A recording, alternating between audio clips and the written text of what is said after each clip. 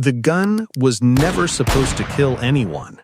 It was supposed to make you live forever. Think about it.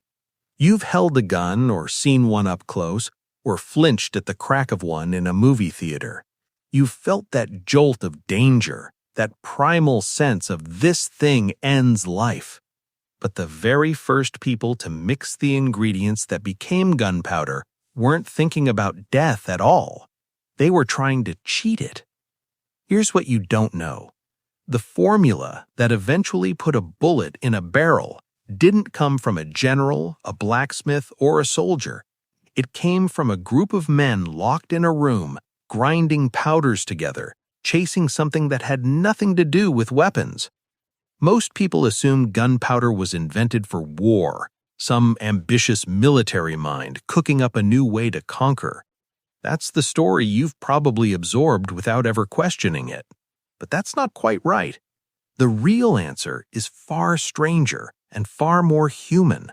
It starts with a search not for power, but for eternity. A search that went catastrophically, spectacularly wrong. And in that failure, something was born that would end up reshaping every war, every border, every balance of power for the next 1,000 years. You've grown up in a world built on the accident these men made. Every headline about weapons, every action movie shootout, every historical empire that rose or fell, all of it traces back to a mistake made by people who were trying to do the exact opposite of what they ended up doing. They weren't building a weapon, they were building a way to never die. And what they found instead would become one of the most lethal inventions in human history. To understand how, you have to go back to a time before guns existed at all, before anyone even imagined a weapon that could kill from a distance. You have to go back to the search for the elixir of life, because that's where this really begins. In the 9th century, somewhere in the mountains of Sichuan or Shaanxi province in China, a group of Taoist alchemists were trying to do something that had absolutely nothing to do with warfare. They were trying to live forever. Convinced that the right combination of minerals could produce an elixir of immortality, they spent years mixing, heating, and experimenting with whatever substances they could get their hands on, following recipes passed down through generations of mystical and medicinal tradition. At some point, one particular batch combined 3 ingredients: saltpeter, charcoal, and sulfur. And instead of granting eternal life, that mixture did something considerably more dramatic. It exploded. There are accounts of singed beards and burned-down workshops scattered through the early historical record, which tells you everything you need to know about how that first encounter actually went. Nobody in that room was trying to invent a weapon. They called the resulting substance Hua Yao, meaning fire medicine, a name that still carries the faint, slightly embarrassing memory of its original purpose as a failed pharmaceutical, rather than a future engine of conquest. That one accidental beard-singeing batch of failed immortality medicine eventually became the single most consequential chemical discovery in the history of human conflict. The seed from which every gun, every cannon, and eventually every firearm on Earth would grow. So, how did humans get from a failed potion in a Taoist alchemy lab to the firearm? The answer takes us through bamboo tubes strapped to spears, a siege that proved the new technology actually worked. Several centuries of careful refinement and a slow, steady migration of knowledge across an entire continent that eventually reshaped the balance of power on every inhabited landmass on Earth.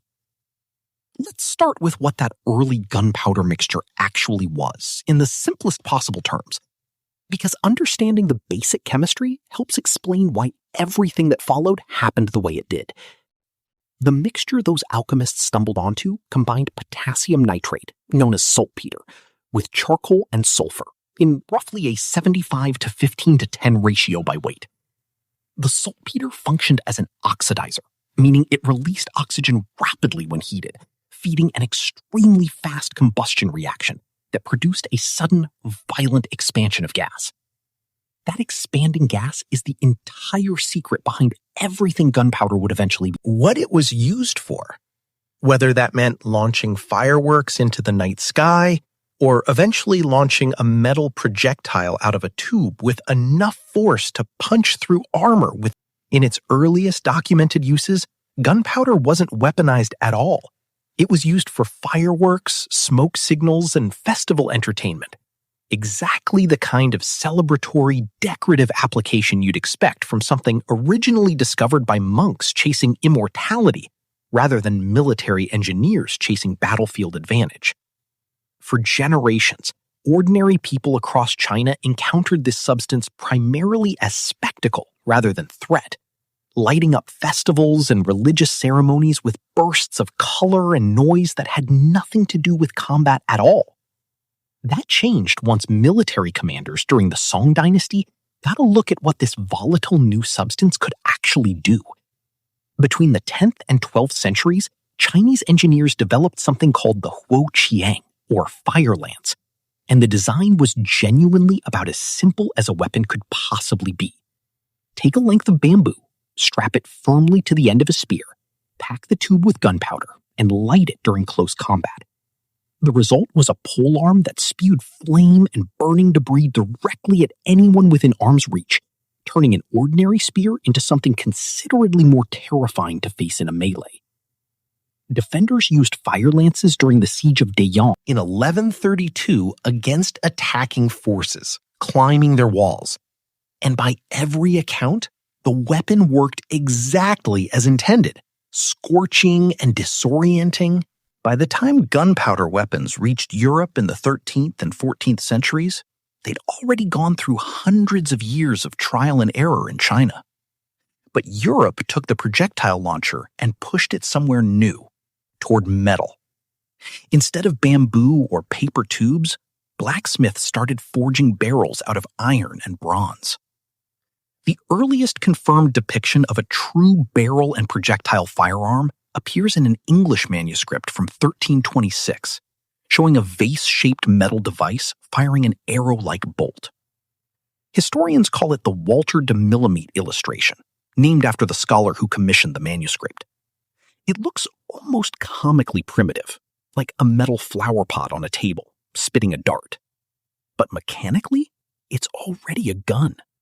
Confined explosion, directional barrel, single projectile. The core idea hasn't changed since.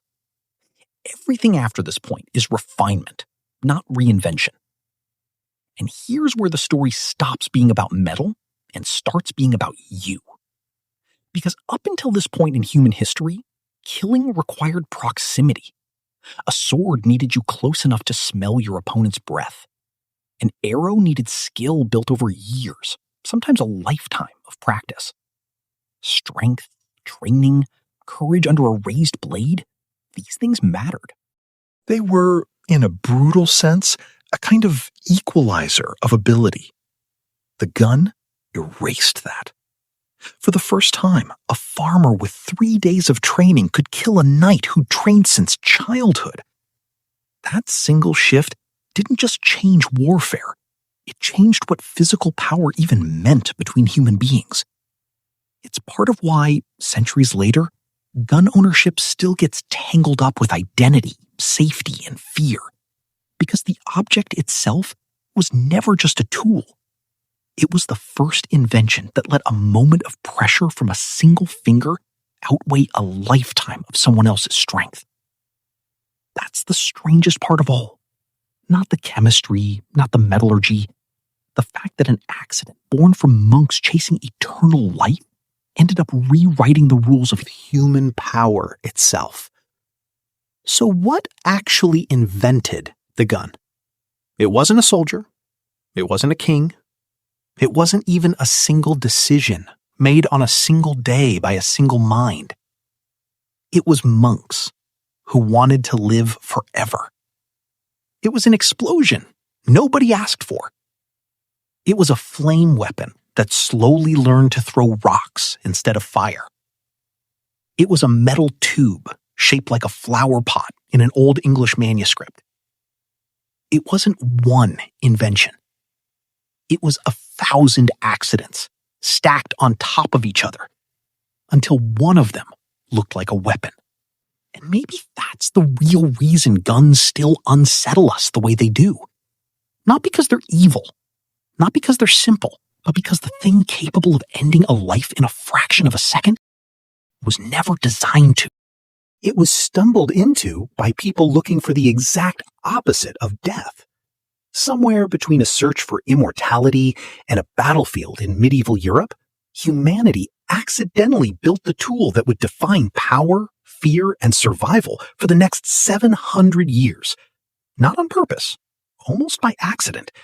And it never stopped being war.